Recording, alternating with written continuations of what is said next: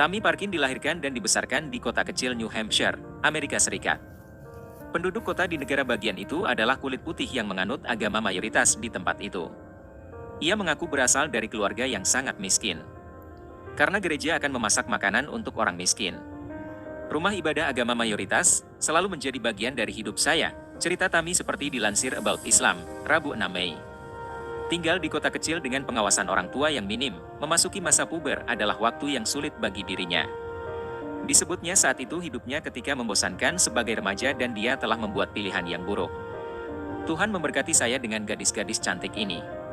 Saya telah menempuh jalan yang buruk dan putri saya membutuhkan saya. Jadi saya melangkah maju dan saya mencoba yang terbaik untuk melakukan yang benar menurut mereka, ujar Tammy. Tammy adalah seorang ibu tunggal.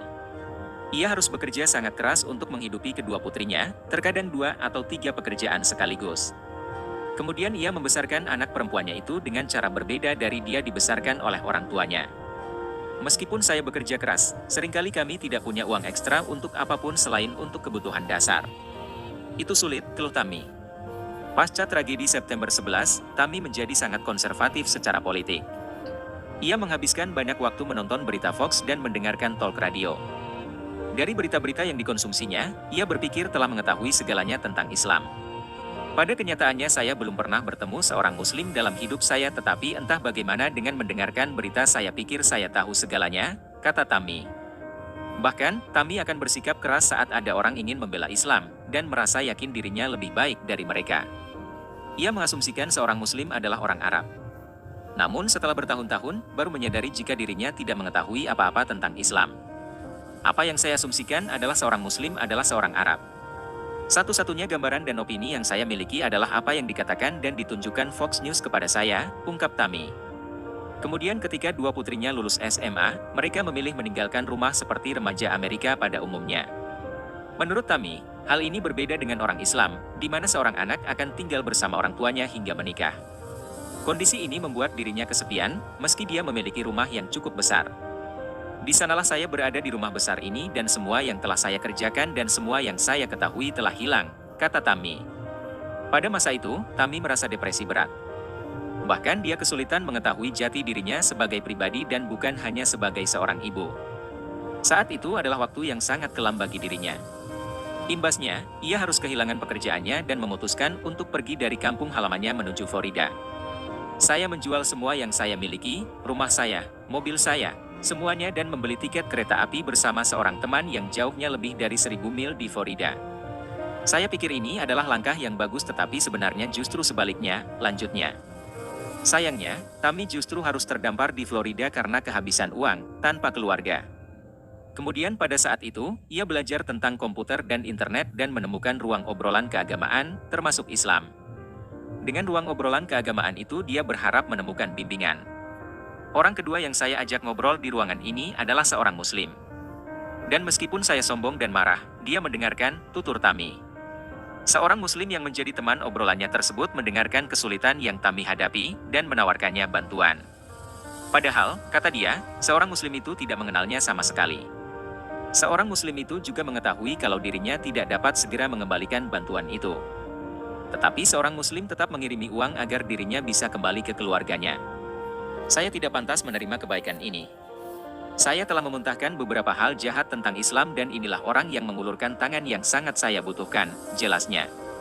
Walhasil, kebaikan seorang muslim yang menjadi teman obrolannya tersebut mengubah jalan hidup dirinya. Bahkan, ketika kembali ke New Hampshire, Tammy merasa lebih ringan, dan hatinya pun berubah.